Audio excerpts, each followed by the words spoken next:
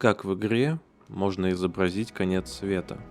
Например, сделать игровой мир ареной для выживания, добавить гостей из-под земли, взрывы на солнце, панику и тотальное недоверие ко всему. Неужели такое может произойти в один момент? Или подобных событий и вовсе не было на самом деле? Часто ли вы замечаете, что какой-то фильм был не таким простым, как кажется, и при повторном его пересмотре вскрывается, что повествование было вовсе не про ужасный остров со страшными и беспощадными врачами-карателями, а на самом деле правда крылась в психической нестабильности главного героя и попытках его излечить со стороны заботливого персонала.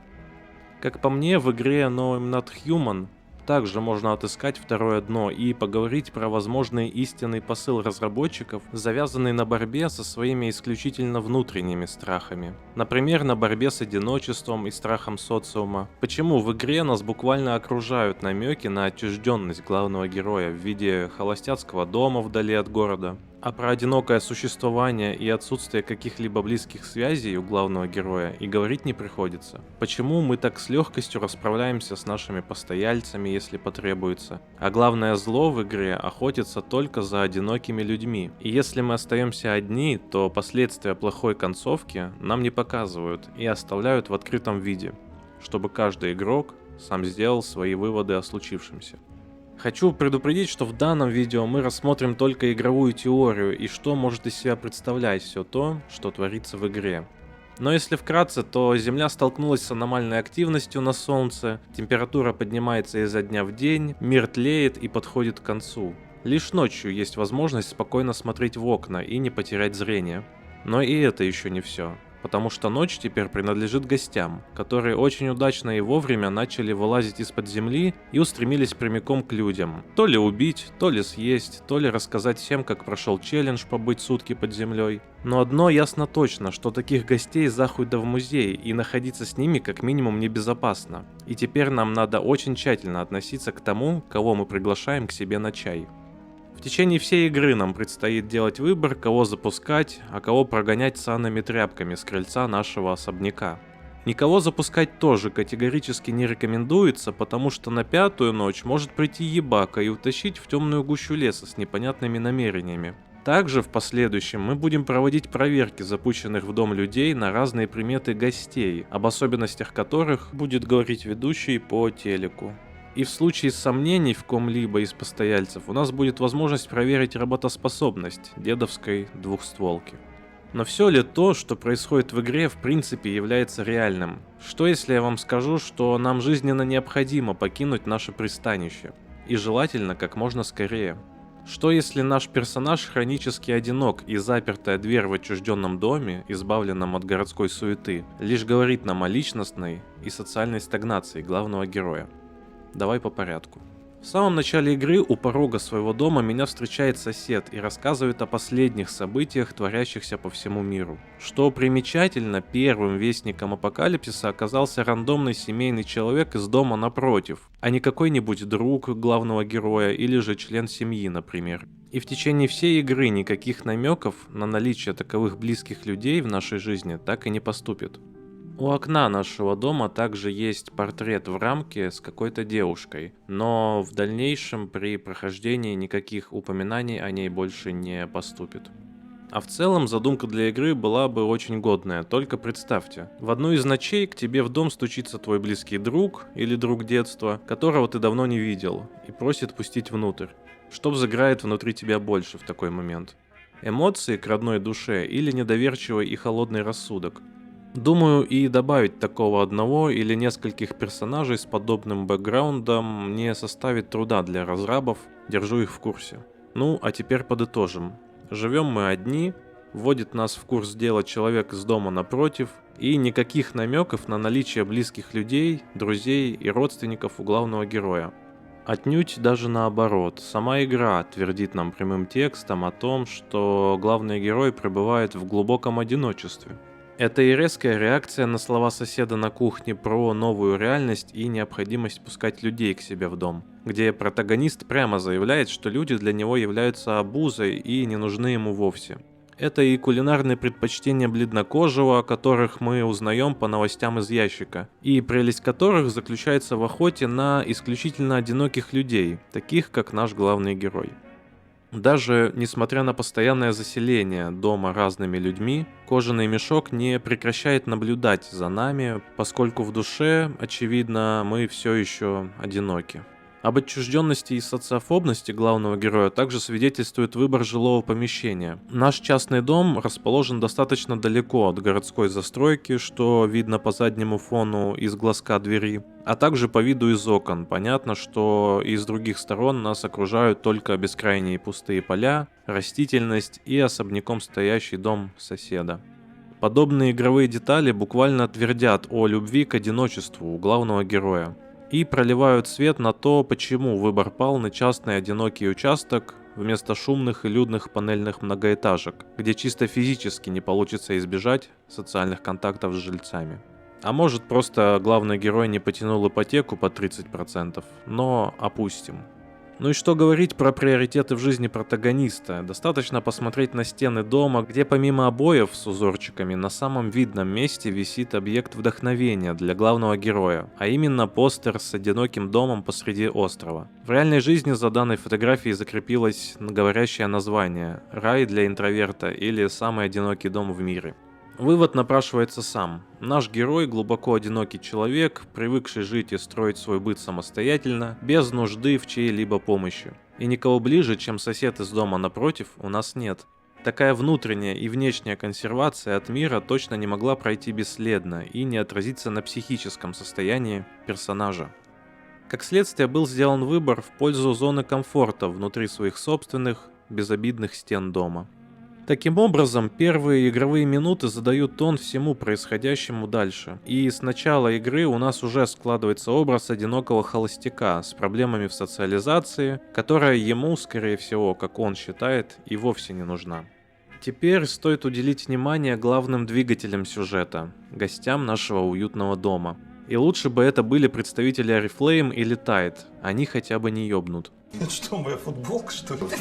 Следует уловить мысль, что все наши посетители, которых мы встречаем у порога нашего дома, нереальны. И в целом, каким надо быть везунчиком, чтобы родиться в такой вселенной, где сразу две катастрофы вселенского масштаба произошли примерно в одно и то же время. Тут по тебе и солнышко ебашут в режиме прожарки Medium Well, и фрики из недр земли начали вылезать, дабы жизнь казалась веселее. Хоть я и не Шерлок Холмс, но думаю, что такие приколы глобального характера вряд ли могут снизойти на Землю одномоментно, что еще больше наталкивает на мысль о нереальности всего происходящего. В то же время сами гости и посетители нашего убежища представляют из себя лишь образы внутри головы нашего персонажа. Это лишь внутренние настоящие позывы героя в виде образов социальных контактов, которые он хотел бы реализовать. То есть, по такой теории мы находимся в мыслях главного героя на протяжении всей игры с первых ее секунд. И дальше стоит воспринимать сказанное только через призму мыслей и образов персонажа. И лишь тот сосед, что пришел к нам в начале, существует на самом деле. Просто никого ближе соседа у главного героя попросту нет, поэтому и представить первый контакт, судя по всему, больше не с кем. Все же остальные персонажи, скорее всего, выдуманы в голове главного героя. Мы общаемся с ними на общую, интересующую нас обоих тему конца света, находим общий язык, узнаем у посетителей об их биографии и жизни до произошедшего инцидента. Одним словом, реализуем свои потребности в общении. За нереальность происходящего также говорит и реализация смерти в игре. При убийствах своих поселенцев никто из остальных присутствующих даже не обращает внимания на трупы, лежащие рядом с ними. Не имеется ни одной ветки диалога от гостей с возмущением или одобрением последствий самосуда, словно ничего такого и не произошло. А как мы знаем, в мыслях, а особенно во снах, очень тяжело представить чью-то смерть или убийство. Это словно заблокированная функция нашего подсознания. И все подобные случаи убийств и смертей в сновидениях наш мозг интерпретирует как обычную прогулку по парку без каких-либо внутренних переживаний. К тому же и нажимаем на курок мы так, словно до этого проработали 20 лет Антоном Чигуром. Устраняем мы сомнения самыми радикальными методами, а жизнь любого посетителя становится настолько уязвимой, что нам, безобидному комнатному хикану, не представляется сложным ее забрать. Причем по телевизору нам прямым текстом говорят, что при обнаружении гостей рекомендуется направить таковых в карантинную зону КЧС и оперативно об этом сообщать. Но мы выбираем самый быстрый, кровавый и безболезненный для нас способ вывести гостей из игры. Такая легкость и вседозволенность зачастую бывает именно в воображаемых мыслях. Более того, сами убийства людей – это попытка главного героя сделать вид, что все с ним хорошо. И социальные контакты, такие как общение с посетителями дома, ему не нужны. Таким образом, мозг главного героя, привыкший к одной жизненной установке, пытается в виде игровых убийств вытеснить мысли о социальных потребностях в коммуникации с людьми.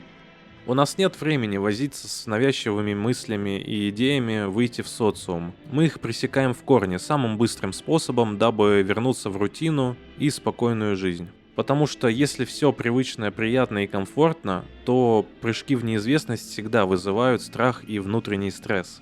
Именно такими способами человеческий мозг пытается бороться с внутренними позывами персонажа. Также не забываем, что главный герой внутри себя придумал защитный механизм для социальных потребностей и создал картину всеобщей паники со страшными гостями, что является первое – предлогом запускать как можно меньше людей в свое окружение и свести контакты к минимуму. Второе – постоянно сомневаться в тех, кого уже пустил, чтобы окончательно вернуться к привычной модели жизни и не тревожиться больше о социализации и по пустякам. И чтобы переживание об этом совсем не оставалось, в какой-то момент игры мы видим за окнами полыхающую постройку нашего соседа, на минуточку ближайшего для главного героя человека. Тем самым наш мозг хочет отмести последние попытки в дружбу, любые дружеские позывы, стерев из воображения такого единственно близкого персонажа в образе дружелюбного соседа. А главным страхом для главного героя постепенно становится бледнокожий нудист, означающий в принципе весь социум. Ибо основная фобия у нашего героя именно к обществу в целом. Его мы запускать в свой дом и открывать перед ним дверь точно категорически не хотим. И в дальнейшем, с постепенным линчеванием уже запущенных гостей, мы будем обнаруживать постепенное захламление дома пакетами и трупами, где домом выступает в целом наш рассудок. Мы его постепенно захламляем, отметаем попытки в социализацию, увеличиваем свою апатию и безразличие к своей личной жизни. Вот так много смысла вложено в убийство людей по такой теории. Двустволка здесь выступает нашей защитной реакцией на социум. Теперь немного о режиме дня и ночи.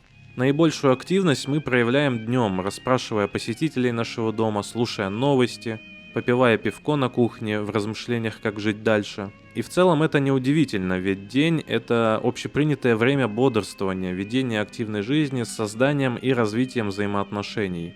Именно днем главный герой расправляется со своими гостями, тем самым отметая мысли о социальных контактах. Либо же все-таки предпринимает попытки и общается с каждым из посетителей, узнает его подноготную, хотя бы мысленно наращивает свои навыки в общении.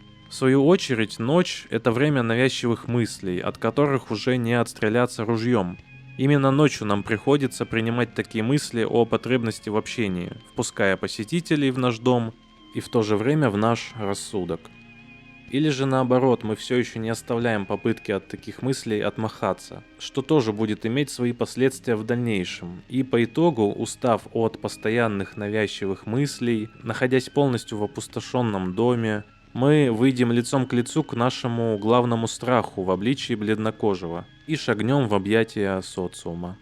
И в таком случае наша входная дверь будет служить неким проводником в социум, посредством чего мы будем принимать или уходить от своих тревожных мыслей, которые лезут в нашу голову и в наш дом. Но какая тогда концовка игры по такой задумке будет наиболее правильной для нас? Безусловно, та, в которой нас забирает в неизвестность бледнокожий. Как я уже говорил, главный антагонист здесь олицетворяет весь социум, которого так боится главный герой. И после того, как мы отбрасываем все тревожные и навязчивые мысли с полной готовностью к переменам, в итоге сталкиваемся со страхом лицом к лицу. Мы проживаем страх социума, делаем шаг навстречу ему и выходим за пределы своего скептичного разума. Если же персонаж продолжает отрицать свое одиночество и говорит, что он не один, Ты чё, охуел, блядь? то страхи не отпускают его и дальше, а наш герой продолжает погружаться в собственные мысли и раздумья. Что же разработчики пытались донести до нас в игре No, I'm Not Human? Явный посыл прослеживается и в первые 10 минут игры. Это чувство безысходности, положение, когда повседневность превращается в ночной кошмар, всеобщая паника на фоне происходящего вкупе с тотальным недоверием ко всему живому. Но помимо таких кричащих заголовков есть и скрытые, менее завязанные на сюжете концепции. Например, борьба с одиночеством, попытки в социализацию и подавление социофобности главного героя. Перед нами предстает картина, словно фильм, где мы строим догадки, разбираемся в деталях и принимаем ту или иную версию. В данном разборе я пытался поднять все доводы за повестку борьбы с одиночеством, так как слишком много деталей, указывающих на это, скопилось за время моего прохождения игры. Начиналось все с небольших деталей в виде постера интроверта или позиции главного героя о бесполезности общества. И далее уже всплыл сам вопрос, а реально ли все, что происходит в игре? Реально ли те 2 катастрофы, произошедшие точно по будильнику? Реально ли убийство со стороны протагониста? Может, вся происходящая борьба — это лишь воображение и образ мыслей, за счет которого человек просто хочет стать счастливым? Ведь, закрывая дверь перед миром, мы также закрываем дверь перед шансом на перемены. А на этом все. Подписывайся, дабы не пропустить следующие разборы, и пиши свое мнение в комментариях. На связи был Ромчус. Пока.